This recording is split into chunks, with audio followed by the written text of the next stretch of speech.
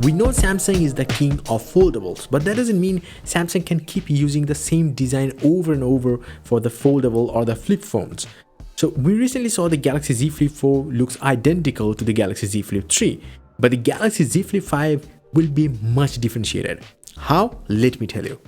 So popular leaker Ice Universe predicts the Galaxy Z Flip 5 would reportedly use a tear-shaped notch similar to the Oppo Find N2 flip phones, and by using the same hinge design, Samsung may even be able to have much lighter phone in the form of a Galaxy Z Flip 5.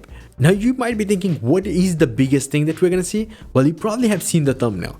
It's the biggest cover screen we're gonna see for the first time in a Samsung Galaxy flip phone. What kind of screen size we can expect? Well, 3-inch screen size. That is insanely big for a small little foldable device. So when you're actually gonna compare it with the 1.9-inch screen of the Galaxy Z Flip 4, well, it will be crazy big, and in a way that it will be properly usable if Samsung only allows it through software. Either way, software is the king here. But that's not only it.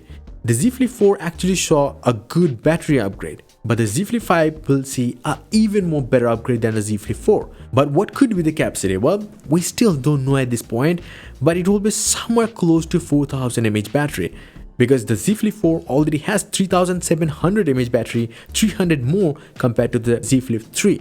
And saying all that, what could be the price? Well, at this point, it is just pure speculation, but seeing how Samsung is going with the prices, I can totally say it will still cost you $999, not less than that though.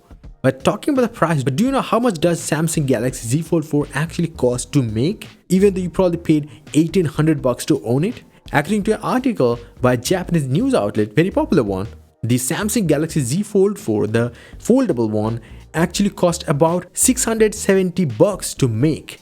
You have to also factor in the cost of like the retailers and all those other things, the marketing, and on top of everything else, creating an assembly line in the first place cost a lot more money. But over time that gets cheaper. So now definitely it might cost more than $670 to properly deliver it to you, but that doesn't mean they're not making a huge profit out of it. Because after all, the phone's initial pricings are always higher, close to $1,800.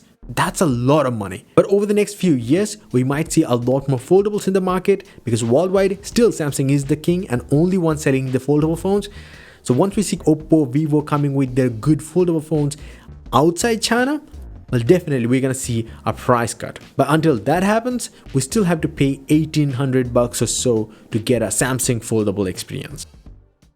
So as a surprise, you can actually download this new 8K wallpapers pack for free to use on your desktops, smartphones, or tablets. You can also get a lot of tech news far more quickly and free watch faces for your Wear OS or Tizen smartwatches up on my website. All the links are down in the description below. Until the next one, bye and take care.